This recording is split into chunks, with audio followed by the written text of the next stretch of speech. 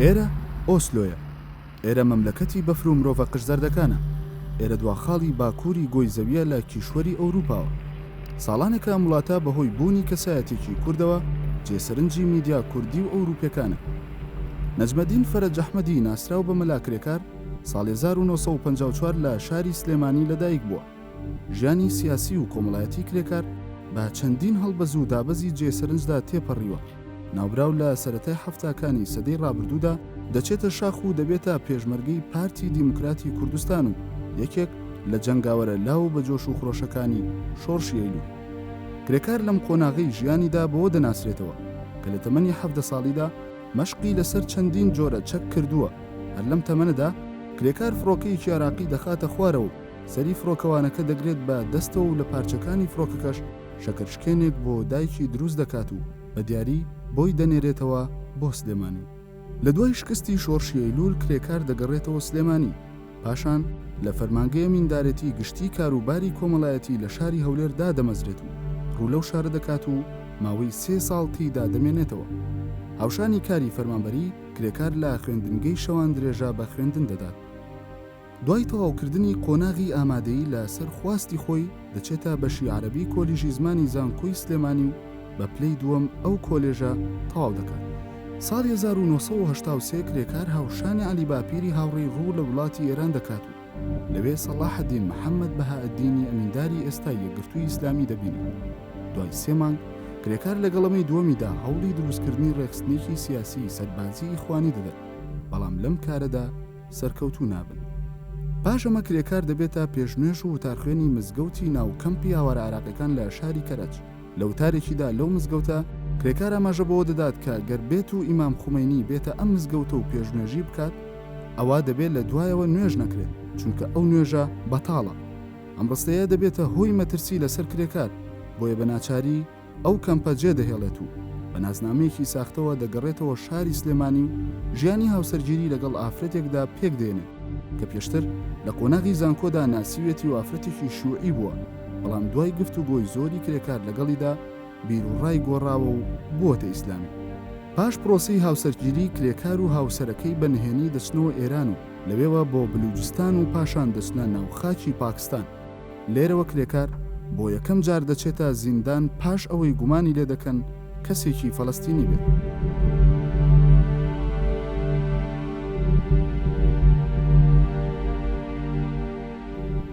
دوای بەڕێکردنی 100 ڕۆژ لە زیندانی پاکستانەکاندا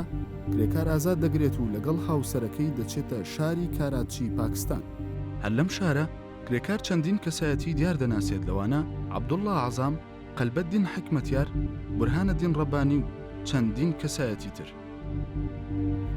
ساڵی 1988 و پاش کارەساتی هەڵەبجە مەلاکرێکار هەز دەکات خەباتی ئەو لە ناو ئیخوان موسلیمیندا هیچ سوودێکی نییە. هیوای ئیخوان موسلیمین هەڵوێستیان بەرامبەر ئەو کارەساتی بەسەر کووردا هاتووە هەڵوێستێکی ڕوون و ئاشکرانیە، بۆیە بڕیار دەدات بۆ یەکجاری ڕیزەکانی ئیخوان موسلیمین و زانکۆ و تەنانەت شاری کاراتچیش بەجێ بێڵێت و ڕوو لە شاری پیشاوەر بکا بە مەبەستی نیشتەجێکردنی خێزانەکەی و گەڕانەوەی خۆی بۆ کوردستان. لەگەڵ گەڕانەوەیدا کرێکار ئاشنایەتی لەگەڵ بزوتنەوەی ئیسلامی لە کوردستانی عێراق پەیدا دەکات. دواتر بە یەکجاری پەیوەندی بە بزوتنەوەی ئیسلامیەوە دەکات و وەک سەرکردەی ڕەوتێکی سەلەفی جیهادی لە ناو بزوتنەوەدا دەناسرێت و خەڵکێکی زۆری لێکۆ دەبێتەوە. ساڵی 1989 لە یەکەمین کۆنگرەی بزوتنەوەی ئیسلامیدا دەبێتە ئەندامی شورای بزوتنەوە. لە کۆنگرەی دووەمیشدا بە هەمان پلە دەردەچێتەوە و باڵەکەی زیاتر برەو دەسەنێت. برەوسەندنی باڵی سەلەفی و توندڕەوی ناو بزوتنەوەی ئیسلامی بوونە خاڵی قوڵی ناکۆچی نێوان بزوتنەوەکەوی چێتی نیشتیمانی کوردستان کە دوجار شەڕێکی خوێناوی لە نێوان ئەم دوو حیزبەدا لێکەوتەوە با شکستی بزوتنەوەی ئیسلامی کۆتایی پێهات. ساڵی 1992 کرێکار و خێزانەکەی لە شاری پیشاوەری پاکستانەوە ڕویان لە نەرویج کردو لەو وڵاتە مافی پەناهەندەیی سیاسیان وەرگرت.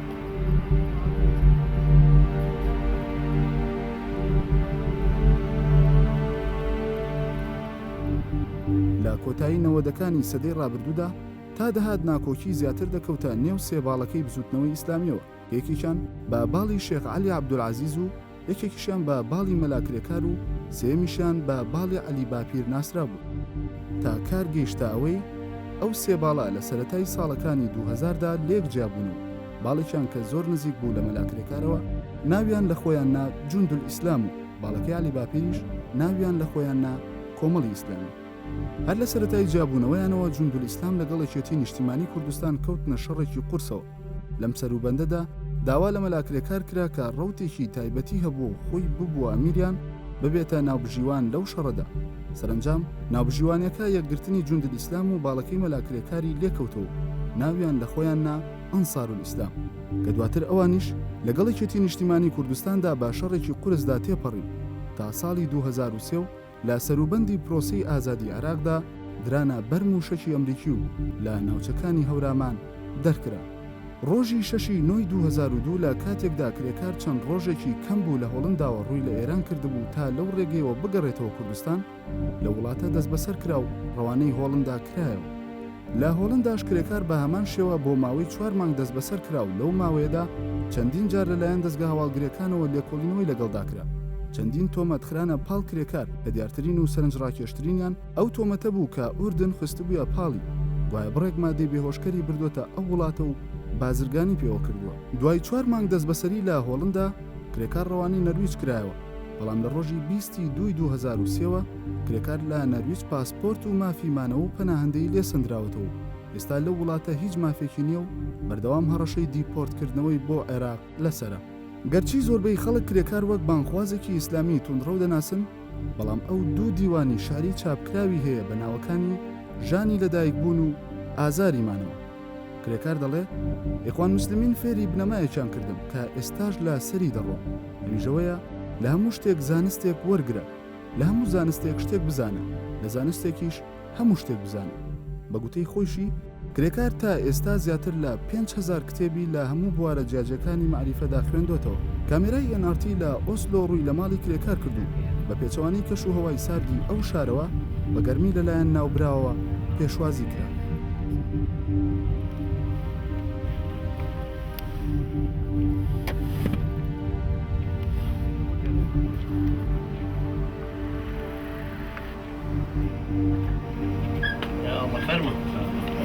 سرچان بخير وسرچان اخبار وسهلا بخير وسرچان فرما بخير. باز ئەگەر ئێستا بچینە سەر ئەو باسییان مەسەن ئەنسار با بڵێن، تۆ دامەزرێنی ئەنسار بوویت و سەرۆکی ئەو گروپە بووی. ئێستا هیچ پەیوەندیەکە هەیە لەگەڵیان؟ ئاگالیانە لە هەفتەی 5 2002 هیچ پەیوەندیەکەم لەگەڵیان نەما. يعني هیچ علاقەیەک نازانی مەسەلەن چۆنە تەحەڕکاتیان شتیان هیچ شتێکیان هیچ شتێک نازانم. معلوماتم لە هیچ تۆ کەمترە ڕەنگە. ئەی نازانی چێ سەرۆکیانە؟ چێ بەسەر لێ پرسراوە چێ بەڕێیانەوە ئەبە؟ ناشزانم، چونکە من بە هیچ شێوێت تەدەخولیشم تیا نەکردوێتەوە. لەبەرەوە دوای من و هاتنی احتیلال هەموو شتەکان گۆڕاون. معقول نییە من ئەمیریان بم و لێرەوە تەوجیهیان بدەن. معقول نییە جوگرافیای سیاسی گۆڕاوە، جوگرافیای عسکەری گۆڕاوە، ساحەکە ئەسڵەن ساحەیەکی تازەیە. تۆ پێشمەرگەت هەبوو علەنی لەو ساحە و شاخوچیەوە، قیادەکەت هەمووی علەنی بوون، تێکەڵ و خەڵگە بوون، وەفتە دەڕۆی بۆ لای پارتی یەکێتی، هەموو شتەکانت معلوم بوون. ئێستا ساحەکەش گۆڕاوە وەک جوگرافیای عسکەری، دیسان وەکو سیاسەتیش گۆڕاوە، شوێنەکەش دژمنەکەش بەرامبەرەکە ئێستا احتیلالە. لەبەرەوە فەرق زۆرەکە. ئەنجا من ناتوانم خۆ لێرەوە تەوجیهیان بدەم. ئەوەی من ئەیزانم هی زەمانێکە، هی جوگرافیای شوێنێک، ئەوەی بۆ خۆیان الحەمدوللا ئەوەندە شارەزانە تاکو چاوکراوە بن و بزانن سڕاعی خۆیان چۆن بەردەوامەکە. باشە، تۆ ئێستا باسی ئەوەکە کە پەیوەندیت نییە لەگەڵ ئەنسارە، هیچ ئاگاو لیان نییە، بەڵام ماوەیە لەوبەر هەر لە نەرویجا وەکو کوردەکانە بەزمێکە بۆ خۆت نایەوە. باسی ئەوەت کرد کە لە کەناڵی جەزیرە چاوپێکەوتنێک کرابوو لەژێر نووسرا بوو سەرۆکی ئەنساری ئیسلام، بەڵام تۆ قسەت نەکرد، نەوت و من سەرۆک نیمە و کاتە و دوای هاتەوە لە نەرویج هەر لە لێرە بووی لە نەرویج بوو بەزم وتیان تۆ ئەڵەی لێرە ئەڵەی علاقەم بە ئەنسارەوە نییە، کەچی لە جەزیرەم چاوپێکەوتنەکەی ئەڵەی ناڵێ من سەرۆکی ئەنسار نیم. یەکەم طبعاً کە مقابلەکە کرێ من لە ستۆدیۆ یەکەم هیچ نابینم، هەر کامێرەیەکە بینم بەرامبەر بە خۆم، من نابینم لە ژێرەوە چی نووسراوە. دوایی خەسمەکانی من لە دادگا ئەمایان کرد بە قەزەیەکی زۆر گەورە، وتیان نووسراوە سەرۆکی ئەنسار ئیسلام ئێوتم ئەگەر هەر حاشای ئەوانیش بیان وسایە شێت خۆ من هەر نەمەزانین دیفاع لە خۆم کەم من هیچ نبینم بەڕامبەرم کامێرەیەکە و تەماشایەکەم و ئەو ئەمەی نووسیوە دوای فەیسەڵ قاسمیش وتی ئێمە لە برد نەکەن وەڵامە بە هەڵە نووسیومان هیچ نەبوو هیچ تەسیراتێکیشی نەبوو یان نابەزەوە بوو کە لەگەڵ پێ ئەڵێ لە ناسانەکەشاوتێتی سەرۆکی ئەنسار ئیسلام ڕاست نییە چونکە من لە هەفتەی 5 2002ەوە هەر لە ڕووی دینیەوە لە ڕووی شەرعیەوە ناتوانم بڵێم من مەسئولیەتیان هەڵەگرم چونکە هەر لە ڕووی دینیشەوە ناتوانم من کە سجن بووم لە هۆڵەندا بە پێی دینی ئەمە بە پێی شەرع بە پێی مەزهەبی ئیمامی شافعی هەموو ئەمیرێک ئیمارەتی ئەوەستەیە مادام زیندانە ئیترەکەوێتە سەر ئەوەی کە ئایا لی ناسەندرێتەوە جارێت چکە ئومێدی ئازادبوونی هەیە یانە بە دیلگۆڕینەوە هەیە یانە ڕاکردنی هەیە یانە بۆیە بێ نائیبەکەی ئەچێتە شوێنی نەگێکی کە هەڵ ببژێر تۆ نایبێ هەبوو بەڵێ تەبعان سێ نائیب چێ بوون ئەوان ئەو نائیبانە کە لە شوێنی خۆم چوونەتە جێگا کاک گوریا بۆ عەبدوڵای شافعی دوای ئەو یەکسەرەوە بووە بە ئەمیر بەڵێ بەس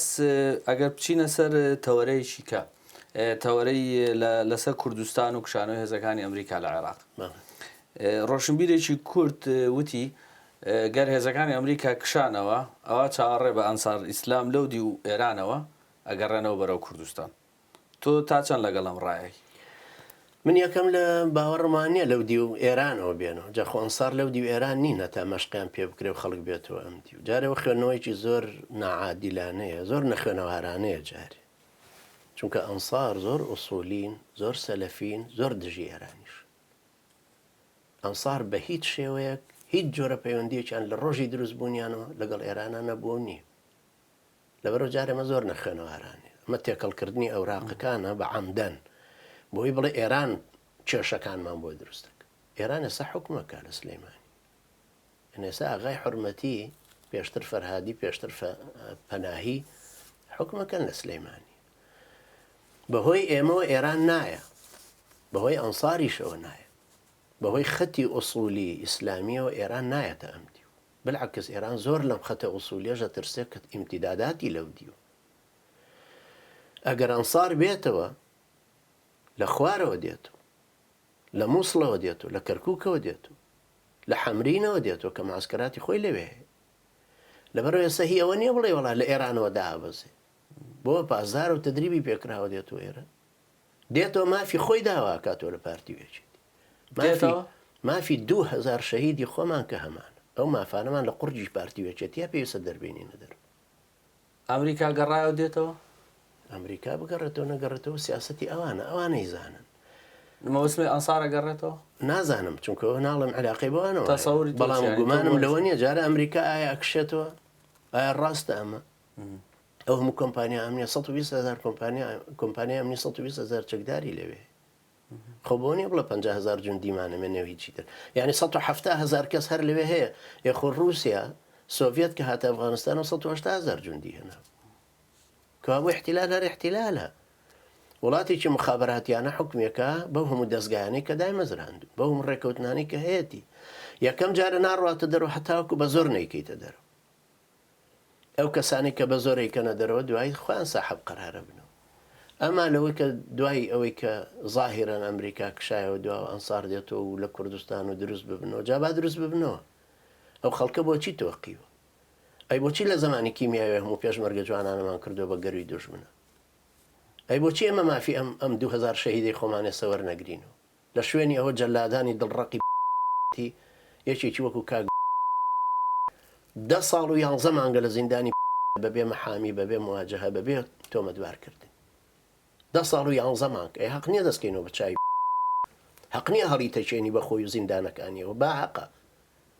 لەبەر پێی بوترێتەوە بڵێ کوا کامێ مافی ئێمە کە لە زمانی کیمیاوی هەموو گەنجە جوانانەمان کردو بە گەروی خەباتی ئێوە باس تۆ کە باسی مافەکەین وەست لە ماف ینی بە مافی هەبوون هەر مافی هەبوون ئەو مافەی 2000 کەسەی کە باسیەکە ئەڵی بەڵێ ینی بۆچی ئەم خەڵکە بە تیرۆریست بدرێتە قەڵەم پارتی لە پێناوی چیە پارتیوێکێتی خەڵک بدەنە بنووسە تیرۆر لەسەر سەر بە تیرۆریستە دوای هەرچی بەرتیل هەیەبی دەی بڵێ کاکە لەسەر چی ژیرەوە وڵا لەسەر ئیسلام ئەها بەخوا کاکەمە ناتوانین تەدەخلی ئەو مەلەفە قورسە بکەین مەحامیش ناتوانێت دیفاعیان لێ بکە ئەڵەم 10 ساڵ و 11 مانگە لە زیندانە 38 کیلۆی ماوە 38 ئەمە کوردە و لە زیندانی کوردایەتی هەیە باز ئۆستۆواسی ئێرانە کرد بەس زۆر جار باسیەوە کرێت کە ئەڵەی لە ئێرانە نییە ئەنسار بەڵام باسیەوە کرێ ئەنسار زۆر جار هەیە ئەنسار ئیسلام وەکو وەرەقەیەک لەلایەن ئێرانەوە بەکارێن ڕاستە توێ ساڵی عێلاقە کوردستانی پێت بەڕێزەکەم ئەمە ڕاست نییە خۆی ئەمە ڕاست نییە چونکە ئەمە خۆڵکردنە چاوی خەڵکیە یەکێتی ژەیکا ئێرانی ژەیکە یەکەم ئەنسار هیچ جۆرە پەیوەندێکی لەگەڵ ئێرانە نییە مطلقن لە منی وەرگرە لە 100 نە عەقائیدی نە مەنهەجی نە فکری نە سیاسی نە عەسکەری نە ئایدۆلۆژی نە وەکو بەرژەوەندیش ئەنسار لەگەڵ هیچ یەکێ لە ئێرانە عەلاقەی نییە بە هیچ شێوەیەک ئەمە یەک دووهەم ئەوەی کە لە حدودەوە ڕوویدا هاتن برجێکی تەلەفۆنیان تەقاندەوە لە پێنجۆنیا لە مرکزێکی پۆلیسیاندا یەکێتی بە زۆر هەرە لە ئەنسار الئیسلام هاوڵاتی ئاوێنە ئیعلامی کوردی ئەلمانی هەر لە ئەنسار الئیسلام بۆی تێکەڵی ئەوراقەکان بکات ئەوانەی کە هاتن کە تایبی کوردستان بوون سەر بە قاعیدەن بەڵام ئەمانە ئاوێنە و هاوڵاتی و یەکێتی و هەموو تێکەڵ بە یەکێکەنەوە بۆی بڵێن ئەنسار و جوند و مەلاکرێکار و کە تایبی کوردستان و ئەم تەشکیلاتەی کە چەکدارن هەمووی هەر ئەنسار بۆ ئەوترێ ئەنسارە چکە ئەنسار ناوی لە لیستە ڕەشەکەی بۆی هەر کەسێکی کە گیرا بخرێتە قیسمی ئەو لیستەوە کە ئیتر بەرناب بەڵێ باشە تۆ لە باڕای لە دوای ڕات چیەکە لە دوای کشانەوە هێزەکان ئەمریکا چەکداری ئیسلامی تۆندڕە و دروست ئەبێتەوە سەر لەنە حەقی خۆیەتی دروست بێتەوە 1990 لۆزەندەریان هەیە چەکدار بەناوی ئەی بۆیە من 1000مان ئێمە لە نەمانی چەکدارەکانمانە چۆن قورئانەکەمانە سووتێن چۆن ئیهاناکرین چۆن خەڵکمان بزرەبێ کە 9000 پیاوی ڕەشید و چەکدارمان بووە و کاتەوان نایڕن دەستمان بۆ بێن تۆڵی حەقیانە یا دروست ببنەوە حەقیانە دروست ببنەوە نازانین چونکە خۆمە داهاتوویەکە من تۆنەیەکێکی تر نازانێت تەحلیلیشی بۆ بکەیت تەحلیلەکە لەوانەیە وا دەرنەچێ غەیبێکە خۆی چوزانین داهاتووەکە چۆن باش زۆر جار پرسیارەکە تەسەورەکەی تۆیانی لەو باوەڕای زەمینەیەک مابێ بۆ تونند و تیژی ئیسلامی کە باسەکرێنەکەوانەیەەکە یان تۆ بۆچی ناوێنەی تونند و تیژی جارە بۆچی ئەو ئێڕهابەی پارتیەکێتی ناونانی تونند و تیژ ئەو هەمووی ئەعدامات و خەڵک کوشتن و جەلاد و بزربوونە ئەی بۆچی ئەو هەموو دزی و فزیە بۆ ناو نابێت یعنی بۆچی تونند و تیژەکە هەر لەکاو بە ئیسلامیەوە 36,000 کەس کوژراوە لە نێوانی پارتیەکێتی ئەمە تونند و تیژی نییە حافظی شار بوو لێوە بە هاوەن پێوەی نامە تونند و تیژی نییە لە ناو یەک حیزبە بریندارەکانی لە خەسەخانەی ڕزگاری نەدەزرانەوە کوژران برینداریش بوون هی خۆشیان هی ناو پارتیش بوون ئەمە تونند و تیژی نییە چییە تونند و تیژی کوردایەتی هەتا سەر لێسقانیانە بۆچی هی ئێمە تونند و تیژیەکە بڵێن هاوارمان لێ هەستێ بڵێن با بەم قورئانەمان بۆ سووتێنە ئەم دینەتان بۆ ڕسووا کردو بۆچی ئێمە تونند و تیژی باشە ئەگە پرسیارە بکەم لەبارەی ئەوەی ئەمریکایکا بە ناوی لە کەوانەیە کا دژە تیرۆر ئەو جەنگە تا چەند سەرکەوتو بۆ بەڕای وەرە پشتی شکاوە کوێی سەرکەوتو ئەو نەهات بۆی شەرق الأوسط دروستکە شەرق الأوسطی کەبیر بوو بە سەغیر بوو بە غەیرەوە نەدوایی ڕۆی بۆ لای ستارە بۆ ڕیشە تەوقەیەکی لەگەڵا کردو بە پەلەپەل ڕای کردەوە قاعیدەش دوای 10 ڕۆژ ستارە بۆ ڕیشەی تەقان وا بوو یان لە منطقەی خەزرا دابەزی نەیتوانی غەیری منطقەی خەزرا ببێ دوایش چۆ بۆ لای ستارە بۆ ڕیشە لە ڕۆمادی قاعیدای وشتی تەقانە مەشروعی ئەمریکی لە کوێ سەرکەوتووە هەر مەشروعی غەربی لە کوێ سەرکەوتووە لە وڵاتی ئیسلام من یەک نمونە بۆ جەنابەت دێنەوە لە ساڵی 1600 پاپا کوورەی ئەرزی هێنا کردی بە دوولەتەوە ئەم قسمەی دا بە ئیسپانیاوتی بڕە داگیری کە هی ئەرز ئێستا 35 وڵات ئیسپانیا لە قسەکە ئەم لە تەشیدا بە پرتوغالوتی بڕە داگیری کە تاکو هۆڵەندا ڕۆیشتن تاکو ئەندۆنیسیا ڕۆشتن و داگیریان کرد پرتوغالیەکان 35 وڵات بە ئیسپانی قسەکە باشە خۆ سبتە و مولەیلە دوو شاری مەغریبین ئێستاش لەژێر دەستی ئیسپانیان ئەی بۆچی ئینجیل ناخوێن ئەی بۆ زمانیان نەبوو بە زمانی ئیسپانیۆلی لەبەر وجودی ئیسلام کە قەڵاکەی بۆیە غەرەبەیە قەڵاکە تێکشکێنێ ئەو کاتە دنیا ئاسانە بە لە بەردەست کە عەقیدەی قیتال و جیهادەکە هاتە پێشەوە تەوحید و جیهادەکە ئەو شکستەی پێهێنان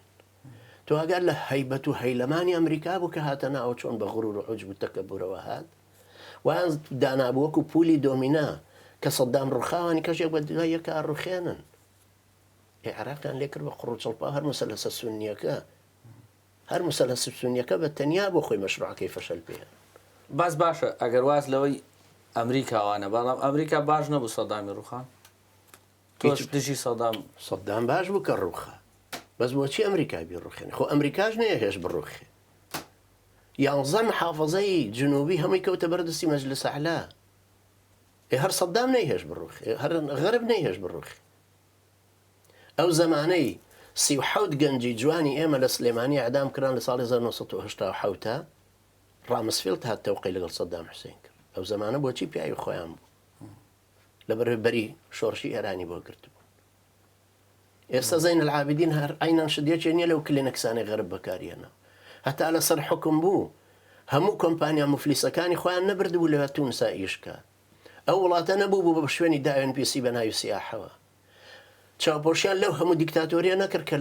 خەڵک بە هەوێ ئەچوو بۆ نوێش هەوێت پێنی عایدی مزگەوتنی بۆ نییە لەرە نوێشک ئاخر چ جەبەڕ و تێگەمەی دروست کرد دوایش کە کلێنەکسەکان وەک دوو لە ڕووی و پەرژینی قایم بێ و بینەرانی بەڕێزیش لە کلێنەکسەکە لە حەمان بەکاریانە نافڕیانداە ئەولا دوای ئێستاش پۆلیسی ئینتەرپۆڵە گەڕێ بە دوای بیگری لە مودەی 10 ڕۆژە 20 ڕۆژە لەبەر ئەمە غەربە خۆی بێقیەمە خۆی ئەوە نیە بڵێ وڵات جەڵال تاڵەبانی پیاوەتی لەگەڵ کردووی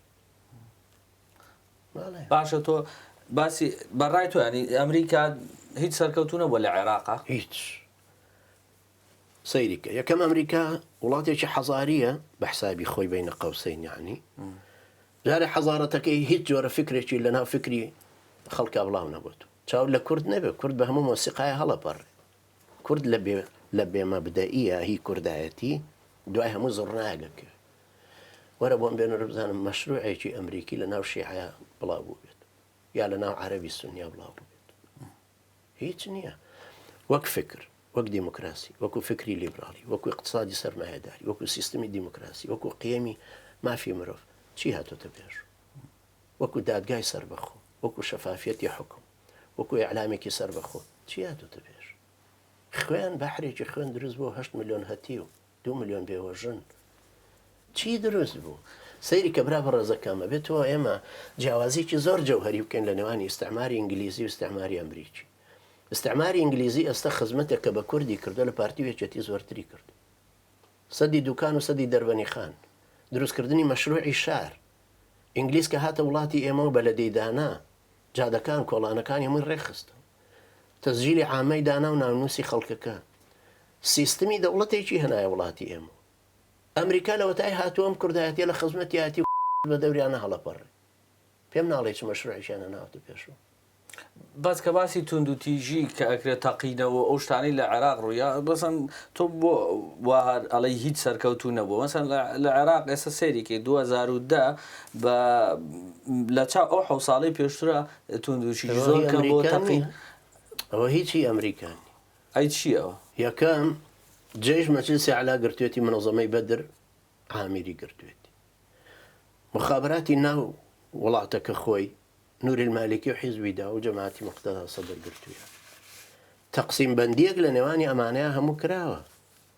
مۆفەق ڕەبیعیە و عەبدولکەریم عەنزیە وەمانە هەر یەکێ لەمانە مەسوولی ئەمنین یعنی وڵاتێک کە چەند کەس مەسوولی ئەمنیە هەر یەکە تەنزیمی خۆی بردو کردوێتی بە جوندی بۆ ئەو مەشروعە و پارتیوێچێتی ینی پارتی هەموو دائیرەی پاراستنی خۆی نەکرد بە ڕەسمی بە جیهازی ئەمنی کوردستانی لە پەرلەمانی شاعترافی پێکردن کە ئەمە دەستگای ڕەسمی حکومیە ئێوانیش وایان کردووە خۆمە هیچ کەسە نهاتوە بە پێی میهانی بڵێ کاکە موالی دەگرم خەڵک بێ بە جوندی ئەنجا لە منتقە سونیەکەشە بە هەمان شێوێ منتقە سونیەکەش بۆ خۆی پیاوانی مقاومەی هەموو کوتلەکانی مقاومە خەتی دیبلۆماسیان ئیشەکە قسەکردنیان لەگەڵ شوێنانی ترا ئیشەکە لەبەرەوە ئەمریکەکان خۆیان بڕۆن و دەریش بکرێنە دەرێت چکە مەشروعەکە فاشلە هەرە بێ بەشڕۆن چ دادێکی داون باش ئەفغانستان چه ئیسفادێژیان لە ئەفغانستان کرد هەموو ڕۆژە لیان نەکوژرێ ئەڵەن تاالبان نەما هەر قسەیە هەر قسەیە کاکەجان ئێستا کۆڵانەکان گەڕەکە دوورەکانی ناو کابل ئێواران بەدەست حکوومەتەوە نامێن ئێ باشە هەر ڕئیس جمهور حەفلەی ناکرد و لێی درا بە ساڕۆ استشهادی بۆیان چوون بۆ تەقانەوەیان بەس عراق سەدام نەما ئەگەر ئەمریکانە بە هەموو چی توانی لایبەرە وان نییە وەڵا مەجلس ئەعلا بە تاقی تەنیا لایە ئەی بۆ نەیکرد چەند نەکرا لە بەرەوەی غەرب خۆی نایە غەرب زەمانێکی دیاری کردو بۆ مەسالیحی خۆی سەیری کە برای بەڕێزم ئەمانە لە ئەزمەی اقتصادی گەورەیان ئێستا ئەم تەنگژەمالی کە ڕووی تێکردون بە سەبەبی سەرمایەداریەکەی بە سەبەبی سیستێمەکەیە یەکێکی وەکو کارین وایت 49 ملیار دۆلاری هەیە یەک شخصە ئەڵێ نە کۆمپیوتەرم هەیە نە لاپتۆپم هەیە نە 63 شەریکەشی هەیەکێک لەوانە هی تەیرانە لە وڵای ئێواران دانیشم بە گەنمە شامیە خۆم بە دیار تەلەڤیزیۆن 49 ملیار دۆلاریش هەیە ئەمە ئامادە نییە وەختە کە لافاوی زریانەکەی کاترینا دای لەو شارە نیو ئێرلاینز ئامادە نەبوو ملیارێکیان بدات ئەم ئینسانە فاشلە کە ئەم هەموو پارەی لە بەردەستا کۆتووە ئەم سەرمایەدارانە هەمویان ئاوان لەبەر حکوومەتەکان ئیفلاسەکەن مەجبورن بڕن وڵاتانی ئەمە بڕوتێن 50,000 دلاردا بە مەسئولی ئەڵێ وەرە کاکە و 10 کیلومتر مربع بۆ تۆ لە کەلار ئیترە گەڕە و شەریکەی مفلیسی خۆیتی ئاخاتە ئیش بۆ نەوت بۆ کانە خەڵوز بۆ کانە بەرد بۆ کانە هەر شتێککایە بە سەرمایەدارەکانی ئیسلامیش بە هەمان شێوەنی سەرمایهداری لە دەوڵەتە ئیسلامیەکان تۆ باشی هەم باسی هەمان سەرمایهدارەکەی تۆ خۆ تۆ باس سەرمایهداری ئیسلامی ناکەی تۆ باسی ئال سعود دەکەی باسی ئالجابر و ئالسەباحەکەی ئێوانە هەر سەرمایهداری ئەوروپین 16 ملیۆن بەرمیلنەوە دەرهێنرێ ڕۆژانە لە سعودیە باس بەجلی عەرەبیەوە بەڵێ حەرزت کەم 16 ملیۆن بەرمیلنەوە دەرەهێنرێ ئەگەر بە 70 دلار بفرۆشە کە ئێستا تەمان 89 بە 70 دلار بفرۆشرێ پارەی 2 مانگی نەوتەکە ئەکاتە 52 ملیار دلار سعودیە لە ساڵێکا پێویستی بە 51 ملیار دلارە بۆ میزانی ساڵک ئەی هی 10 ملیارەکە بۆ چۆ ڕۆی مانگەکە بۆ چۆ ڕۆی بۆ یەکێکی وەکو تەلال بن عەبدولعەزیز خانوویەکی هەیە لە تائیف 8 کیلۆمەتر دیوارەکەیەتی لە ساڵێکا 2 جار دێتەوە ناوی جاری هەفتەیە یەکاکەمە ئاوا خوڕێ ئەو مەلاکانی کوردستانیش ئاوان ئەم سەرمایهداری ئەم کە مارکسڵی هوردە بورژوازیەکان ئەم هوردە بورژوازیانەش ئێستا هەمووی ورجیان خوساوە تۆ هەمووی مەلاشی گەورە دەرچوون و هەروە ئاسانە 28 شەریکەی هەیە یەکێ لەوانە نۆکانە بەس تۆ لەوە چێت زۆر ڕەش بین یعنی سەرمایهدارێکی خێرە مەنگ نەما لە دنیا باخێرە منیش ماوە چۆن نەماوە بەڵێ بە تاکید ماوە بەڵام من باسم لە سیستەمی سەرمایهداریەکەی ئەجینا خۆ لە غەربی شەهر خەڵکیی ترە بینی کە خێرەومەند بێ هەر هیچ نەبێڵە لە سەتایەکی واریداتی شەریکەکەم بۆ سەلیب ئەحمەد یا بۆ کەسانی نەخۆشی سەرەتانیان بەڵێ خۆش لە غەرب هەرە بینی بەڵام مەبەستم سیستەمی سەرمایهداریەکەی کە لە زەرو تێپەڕیوە زەرو خوێنەمژێ قورسە بێ وەکەوێتە خوار بەس ئەمانە ناکەونە خوار هەتا فڕێدرێنە خوارەوە وەکو ئەو تاغوتانی تر وەکو سەدام وەکو بن عەلی وەکو ئەوانەتر نەخشە بێ لە باشە تۆ لە نێوان ئێران و ئەمریکا کە ئێستا لە خۆرهەڵاتی ناوەڕاستە هەستەکەی نفوسی کامیان زیاترە ئێران ئەمریکا چێکە برایەکی غەریب نامۆ فکری غەریبە ئەخلاقی نامۆیە سیاسەتی عودوانیە لە قازانجی ئیسرائیلە سەنگەرێکی دوژمنە بە احتیلال دێتە ناوچەکە و عسکەری و فەنتاهینی عسکەری تاریای خۆی و شەقاوەتی و شیکاغۆ ئێران وەکو فیسکەی مارەی بڕێ بە خشکەی مار هاتۆتە ناو وردۆر دەکوونی کردووە چۆتە لە وەختێکە زانی براوە ڕێزەکە مەجموعەیە برای ئێمە گیران لە ئێران 58 مانگ و 19 ڕۆژ لە زیندانی ئەوین و قەلع حەسار و قزل قەلعە و قڕنتێنە بوو 58 مانگ و 19 ڕۆژ کە ئیطلاعاتی جواری کردن وتی باشەوە بۆ ئیشمان لەگەڵ ناکەن یەکێکی وتی باشە ئیشتان لەگەڵک ئەم یەکە بە ئومێدی ئەوەی کە دێتە دەرەوە فێڵیان لێ بکە خۆی بشارێت تیان باش بەچیتە هەولێر لێوە ڕێگات بۆ تەرتیب بکەین التحاق بە مقاومەوە بکەین بۆمان بێنە چێ سەرپەرشتی مقاوماکات فشۆرە ناویشە لە گروپەکان هێنانە بۆ هەولێر ئەوە هەولێر حکمی پارتی و پاراستنە پاراستن کە متابعی مووی ڕیشی زەلامێگەکە کە هاتە دەرەوە تەقریرێکە نووسرەوە یەکێک مووی ڕیشی هاتۆتە دەرەوە هەموو شتێک ئەزانێ ئەم ئیطلاعاتی ئێرانی کابراین هەنایە بۆ هەولێر چووە ناو خۆی یەکەم جار چووە ناو ئەو خەتێک کە ئەوان پێیان وتبوو دوای هاتەوە خۆی ون کرد ئێران ملی گرت و لە هەولێر و بردیەوە بۆ زیندانەکە با بۆ حکمی پارتیە حکمی طلاعاتە ئەنجامە لای پارتی وایە لای یەکێتی دەرگا کراوەیە چونکە لە 1990ەوە ڕێکەوتنێکی استراتیژی لە نێوانی ئێران و یەکێتیە هەیە تی ڕقەمی ئێرانە لە معادلەی کوردایەتی یعنی ئێران بەهێزترە بەڵێ بەڵێ گومانی بەس بەڕای تۆ لە نێوان ئەمریکا و ئێرانە هەرێمی کوردستان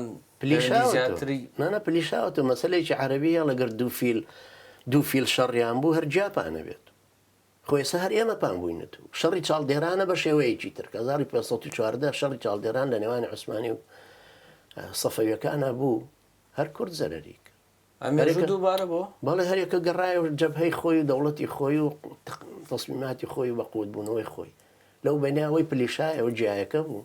ئێمەش لەو بەینا پلیشاوینێت و یعنی معقولە ئێستا ماستی یۆنان خۆی ئیفلاسی کردەوە حکوومەت ماستی یۆنان بێ منافەسەی ماستی هەولێر بکە لە ناو هەولێرە تۆ گەنەمە تەڕەکاڵی شارە زۆر ئێستا قوڕ بەسەر پێی نافرۆشە لەبەر تەماتەی ئێرانی یعنی ئەگە پرسیارەکە بۆ بڵێم ینی هەرێمی کوردستان و کۆ دەسەڵاتەیە ینی پەیوەندی لەگەڵ چێ زیاتر بکە باشترە هەر لەگەڵ ناوچەکەی خۆی بیکە لەگەڵ ئێرانیش بیکە پێم باشترەوەک لە ئەمریکا بەس خۆی تەمان خۆ بە قسەی ئێمە نابێ پارتی استراتیژیەتێکی 50-60 ساڵەی لەگەڵ و ئەمریکا غەرب هەیە لە خۆمە ناقرتێنێ ناشتوانێ بیقرتێن مامۆساڵە ئەو قسەیە زیاتری دەوڵەتە عەرەبیەکانەکە کورد عەرەبینی و کاکەجان ئێری ئیلیاف لە مزەکەراتی خۆیان نووسیوێتی و ئەندامی کنەستی ئیسرائیلی بوو کە چۆن هاتەوە کوردستان و مەلا مستەفای چۆن بینی و چۆن ئەو کاتە سەرەتانی پوچی بوو و من بۆ خۆشم زابتی ئیسرائیلیم بینی ئەو کاتە ساڵی 1974 پێشمەرگە بووم کە هاتن سامستیان تاقی کرد سامسەبعیان تاقی کردو کە لەسەر شانە تەقێن خۆشم بینی من لە گەروی بێشە هاتن لە تەنیش دێمە شۆتەقانیان ساڵی 1974 ئەو کۆن زۆر کۆن بە هەر حاڵ علاقات ئێستا بە قوتر بوو خۆی ئیسرائیل گەورەتر بوو و پارتیش زیاتر پێویستی پێێتی باش ئەگەر دەوڵەتێکی کوردی بەوە بێکە پەیوەندی لەگەڵ ئیسرائیل هیچ علاقە هیچ شتێکی نییە خۆ پێدڕات چۆنە ینی بەس یەکەم طبعاً وەکو مسلمانی پێم باش نییە هیچ جۆرە علاقەیەک لەگەڵ دژمنکارەتی ئیسرائیلە چونکە ئیسرائیل بەشەر نی تو ئەگەر لەو هەموو دڕندایەتی و دژمنکارێتیە بەرامبەر بە ئینسانێکە نەرەکو ئینسان تۆ ئەگەر لە شەڕی غەزەیە ئەوەی کە ئیحساسی ئینسانێتی هەبێ بێ هەست پێ بکە چه جەریمەیەکە بەرامبەر بە غەزا کرد لەبەرەوە تەمان منۆکو مسلمانێک بە تەکید خۆ لە تەرفی ئیسرائیلا نابم بەڵام فەرز ناگەر کورد دەوڵەتێکی هەبوو دیبلۆماسی علاقی لەگەڵ ئەوا بوو وەکو دیبلۆماسەتی تورکیا وەکو میسر وەکو ئوردن وەکو ئەوانی ترکە علاقیان لەگەڵی هەیە ئیسرائیل دەوڵەتێکە وجودی هەیە بەڵام ئەمە خۆ هەروە ئاسان دروست نابێت بەس بۆ خۆی هەیەتی یعنی ئێستا دەوڵەتی جنوبی سوودان دروست دەبێت یعنی لەگەڵ دروست بوونی و ئیسرائیل سەفارەتێ بکاتەوە خۆمە ئیشی هەفتەیەک نییە وانە ئەمە ئیشی ساڵانێکی توولانیە کە پەیوەندیان لەگەڵ یەکتر هەبوو ئێستا ئەمەش هەروەهایە من ناتوان بە نیسبە پێ بڵێم بە ڕێژەیەکی تاواتی بەڵام هەستەکرێت کە کورد زۆر بەلای ئاساییە ئەگەر دەوڵەتێکی بورێ کورد ینی ئاسایی نەک سیاسی خەڵکی ئاسایی لە کوردستان ئەگەر دەوڵەتێکی کوردی بن ئەگەر پەیوەندی لەگەڵ ئیسرائیلی شا بکەن ئەڵێ مشکلە نیە ئەگەر دانان بێ بەس بمێ دەوڵەتێکمان دەستکە سەیری کە ئەمە وەکو وایە کابرا ئالوودەی مخدراتە تۆ مهم وەیە 20 غرامی تری مخدرات دەستکەوێت ژنیە فرۆشیە مناڵیە فرۆشێ واز لە دنیا دێنێ واز لە هەر شتێکە دێنە قیەمی نامێنێ خۆمە وەسەکارەوە نیە دەمە دەوڵەتێکمان دەستکە دەوڵەتێکمان دەستکە وەکو هی بن عەلی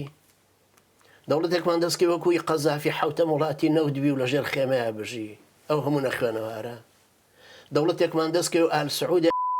بیگرێتە بەردەستیەوە هەموو نەوتە هەمووی بڕا لە قازان جیوان یا بۆ شەوی 100 شاحینە بەس لە ڕوا بۆ ئەم ئەمە مقال باڵتونانە بۆ چیە کۆکەیت تۆش وەکو ژنی بن عەلی دوای دەستی بەسەر ئاگیرێت و بڕ بە پیری بیخۆ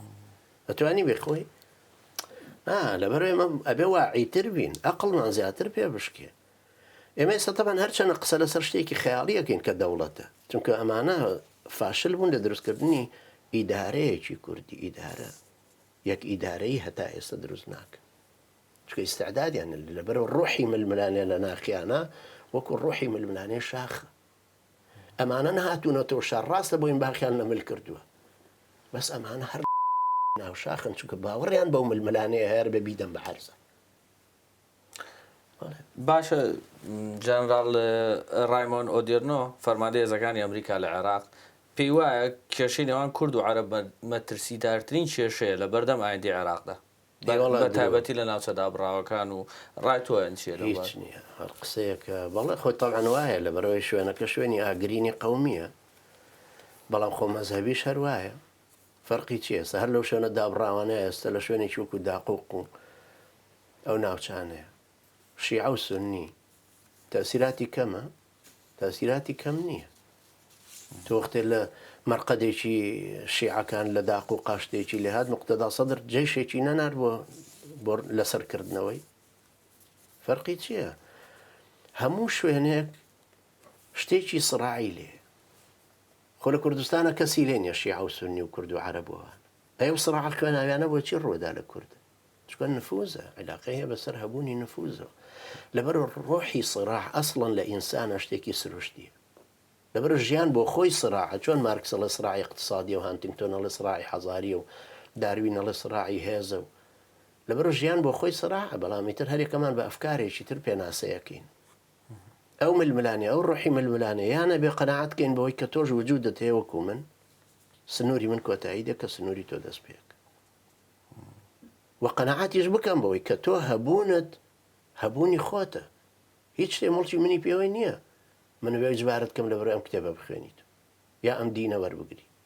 یا ئەو معتەقەدە وەربگری یا ئاوا ئەبیرکەیتەوە یا ئابووری دوابێ یا ئەوەندەت هەبێ تۆ بە ڕەنجی خۆتی شت کردو من سەقفێکت بۆ دانێ وەڵای اقتصادیە نابێەوەن دەوێت ئەو وەکو لە ئەفکاری مارکسیایە یعنی خەڵکە بێ بە ئامێرێک بۆ حیزب بۆ دەوڵەت لەسەرەوە ئەو ئینیارەشی پێ دروستەکە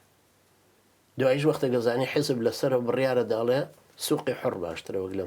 لەم ئیشتراکێکە کردمان هەموو ئیشتراکیەکان بەجارێک بوون بە سەرمایەداری هەموو شتەکانە خستۆتە بەردەستی خۆیانە بەناوی سۆشیالیستی لەبەر ئەدەواتی بەرهەمهێنانە بێ لە بەردەستی حکوومەتە بێ دوایش 180 دەرەجە گۆڕان بۆ لای ئەمریکا و سەرمایەداریەکە لە ئێسای کوردستانە چه هێزێکی ئیسلامی لە کوردستان بەڕاستەقی نازان ئیسلامیشی ڕاستەقینە هەمویان ڕاستەقینە هەمویان بەشی خۆی هەرێکە ڕاستەقینەی پێوەیە چونکە هەریەکە خەباتی ئیسلامی خۆیەکە بەدید و مەدرسەی خۆی یعنی ئێستا یەکگرتووەکو مەدرسەیەکی ئیخوانی ئیشەکە بەرنامەی خۆی نەگۆڕی زیاتر لە جەمعیەتێکی ئەخلاقیە چێ لای من وەک لە حیزبێکی سیاسی چکە یەکگرتوو هەتاکو ئێستاوە چەند ساڵە 50 قسوور ساڵە هەیە دیدێکی سیاسی نیە هەتا بەرنامەی بخاترە بڵێ خەڵکینە ئەمە بەرنامەکەی من لە 94 بوو بە حیزبێکی ڕەسمی پرۆگرامێکی نەهێناوەتە پێشەوە بەرنامەیەک بڵێ خەڵکینە ئێمە ئەگەر هاتینە سەر حکم ئاواکەین هەرچەنە خەیاڵیە ینی بڵێن ئەگەر 6 ساعت لەسەر پشت خەوتین و دوای خەوێکی سەیرمان بینیکەوە یەکگرتووە هاتۆتە سەر حکم چونکە زۆر لەو خەوە حشتریانە دوورترە کە خەڵک باسی خەوی حشتریەکە نازانم حشتر چۆن خەوی بینیوە بەڵام بەتەکی زۆر لەوە دوورترە کە یەکگرتوو بێتە سەر حکم چونکە شتێکی زۆر نامەنتەقی ینی مەسعود بەرزانی سەوتی وەکو سەوتی وڵاخلوویەکی خەڵوس فرۆش وابێ هەردووکیانێکی کارتێکیان خستۆتە سندوقەوە ئافرین مەسعود بەرزانی وەرە خوارە ئەمە یەکگرتوو بابچێتە سەر بمە خەونە خەیاڵی دوو لە ڕوویە گوێ درێژ نەک حشتر بەڵام ئەمانە ئیسلامیان هەڵگرتو وەکو ئەخلاق وەکو فکر ئیخوان لە سێشتا یەکگرتوو لە سێشتا ئیسلامی هەڵگرتووە یەکەم لە فکری سیاسی ئیسلامیە ئەوان داهێنەری فکری سیاسی و مەدرسەی سیاسی ئیسلامی بوو لە ئیمان بەناوە لە ساڵی 1920 ڕەحمەتی خوای لێبێ کە ئیخوان مسلمینی دروست کرد و لە 1954 کە هاتوونەتە کوردستان و ئیخوان خاوەنی فکری سیاسی ئیسلامی دووهەم ئەخلاقی ئیسلامی ئەخلاقی ئیسلامی گومانی تیانە کە یەکگرتوو لە پەروەردەکردنی تاک و خێزانە هاوێنەی نییە لە هەموو کوردستان پەروەردەیەکی ئوسولی جوان لەگەڵ دراوسێ لەگەڵ خزم لەگەڵ هەموو کەسێکە پارسەنگ ئینسانێکی مؤدەبی پەپولە ئاسایە و لایەنی بانگەوازەکەش و پشو درێژی لەم قۆناغانەی کە ئەی بڕێت بەڵام بە نەزیێری ئێمە یەکگرتو دیدی سیاسی ڕۆشن نییە ئەم خەڵکە بۆ کوێ ئەبەی تۆ کە خستوت نەشوێنی خۆ ناوێرە بڵێ سەروەری شەرع ناوێرە بڵێ دارالئیسلام ناوێرە بڵێ ئەمێ ئیسلام حکم کا لە شوێنی پارتیوێکێتی چونکە لەم سڕعە ناوێرە بێتە پێشەوە لەسەر لا ئیلاهە ئیلەڵڵا کە دروستیکە کۆمەڵی ئیسلامیش ئێرانیزمە کۆمەڵی ئیسلامی بەشێکە لە قەرارگای ئێران مەشروعێکی ئێرانیە دەستێکە لە ناو کوردستانی ئێمەیە مامۆستا عەلی بابیر ناتوانێت هیچ قەرارێ بۆ خۆی بدا بەبێ قەرارگە چوونی بۆ بەغدا هەروە هەمان قەرارگایە کە بڕیاری لەسەرەدا باش مامۆستا تۆ پێشتر باسی ئەوت کردوتە ئەنسار ئێمە هیچ علاقەیەکمان لەگەڵ ینی ئەنسار نەک تۆ ئەنسار هیچ علاقەیەکی یەکێ لە جیاوازەکانەوەی عەقیدەیە دوو بۆ چوونی جیاوازێشە بۆ ئەی کۆمەڵی ئیسلامی خۆوانیش سونەن بۆچی ئەوانەڵی مەسەلەکە لێرە گەڕێتەوە سەر کۆمەڵێک شت خەڵکێک لە خارجی دایرە ئیسلامیەکەی ئێمە زۆر تێناگە تا دێتە ناوەوە ئێستا چۆن کە ئێمە هەر سەیری مارکسیەکەی نایشتراکیەکەین ئیشتراکیە یعنی ئێمە گەر سادە سەیری ئەمبەرەی ئیشتراکیەمان کرد هەمووی هەر بە ئیشتراکیە بینین بەڵام 32 مەدرسەی ئیشتراکی هەیە تۆ ناکرێت ترۆتسکی و لێنین وەکو یەک حساب بکەین هەر یەکە دید و تێڕوانینەکانیان فەرقی هەیە مابەستە لە ناو دایرەی ئیسلامی ئێمەشە مەدرسەی یەکگرتو هەیە مەدرسەی سەلەفی جیهادی هەیە مەدرسەی ئێرانیزم هەیە یعنی سە جیهادی ئیسلامی لە فەڵەستینە ئێرانیزمە بەڵام حەماس ئێرانیزم نییە حەماس ئیخوانە یعنی بێمە حساب بکەین ئەو قوانەی کە لە ناو دایرە ئیسلامیەکە تەئسیریان هەیە ئێرانە ئیخوانە قاعیدەیە چونکە ئوسولی ئیسلامیەکەیە یان مستەقیلی ناوخۆیەتی یان سەر بە حکووماتە ینی تر سەر بە حکوومەتی سعودیە و حکوومەت خەلیەکان بەڵام مهم ئێران امتیداداتی خۆی هەیە لە شوێنانە سەر لە لوبنانە تەواو نەجیب میقاتیە سەخەتی ئێرانیزمەکەیە یەک دانە بە سەر بخۆیە لەو من بەڵێ ینی مەدرسەیەکیان بڵێن ئێستا ئێمە کوردستانیانە بیرەکەین و نەسەر بە قاعید نەیەکگرتوین نەسەر بە مەدرسەی ئیخوانیش نە ئێرانیزمین نەسەر بە کۆمەڵیشی نە ارتیباطاتێکی ترمان هەیە لە شوێنانێکی تری ئومەمیەوە بڵێن کوردستانیانە بیرەکەین بەڵام تەیارێکی سەلەفی نە قاعیدەشین تەبان یعنی نە ئیخوان نە قاعیدە نە ئێرانیزم کوردستانیانە بیرەکەینەوە وەکو ئوسولی ئیسلامی خۆمان ببوورە با تێ بگەم ئەکڵی ئێمە ئەم ڕوتە فکریە ئەم ڕوتە فکری کە ئوسولی نییە نانا ئەم ڕوتە ئەنسار جزئێکە لەو جزئێکە عین تەنها ئەنسار سەر بەخۆیە نانا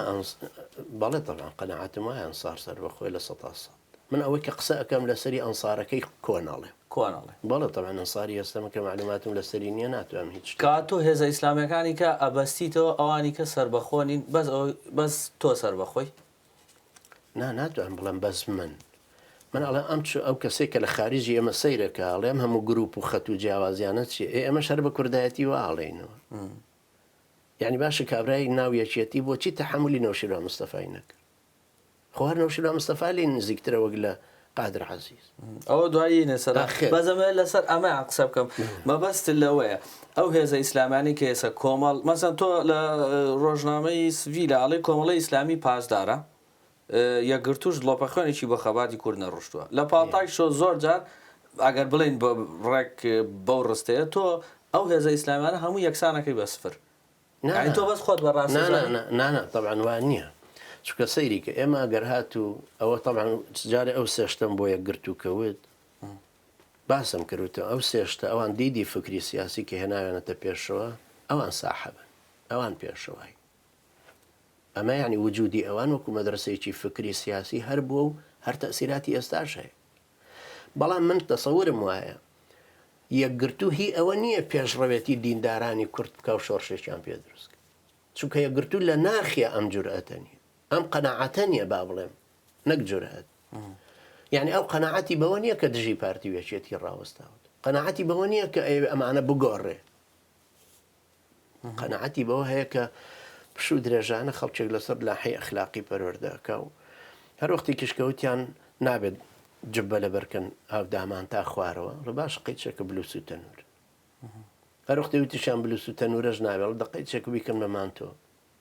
کەوتیشان نابێمان تۆ ئێرانیا لە دقی چەکە کراسێک و پانتۆڵێک جار بۆ جار دێنەوە دووە جارێک ڕناوەستێتەوە بڵێ باشە بۆ ئەم مافەم لێسەنی تو باشە من بۆ ناڵم پانتۆڵەکەی تۆ مەسعود بەرزانی بۆچی چرچەکانی هەمووی هاتۆتە پێش ئەی بۆچی بۆ تۆ عرفە بۆ من عرف نییە بۆ من مەقبول نییە ئەمەیە مەسەلەکە یعنی کابرایە گرتو بە ئەدەبە مسلمانێکی باشە ڕێک و پێکە حیزبێک و وجودی خۆی هەیە ئەنساری خۆشی هەیە بەڵام چاوەڕێ ئەوەی لێ ناکرێ پێشەوایەتی خەڵکێ بکەو بێتە پێش ئەوەی لە گۆڕان کرا چاوەڕێەوە لەو ناکرێ چونکە گۆڕان شەقوەشێنی هەیە ئەوانە کە نیانە هەر شەقیان تێ هەڵە درێوەرە لەن گەردنمان ئازاکەن ئێرانە ئێرانیزمەکەش وایە سپاس بۆ لێدا سەرچاوە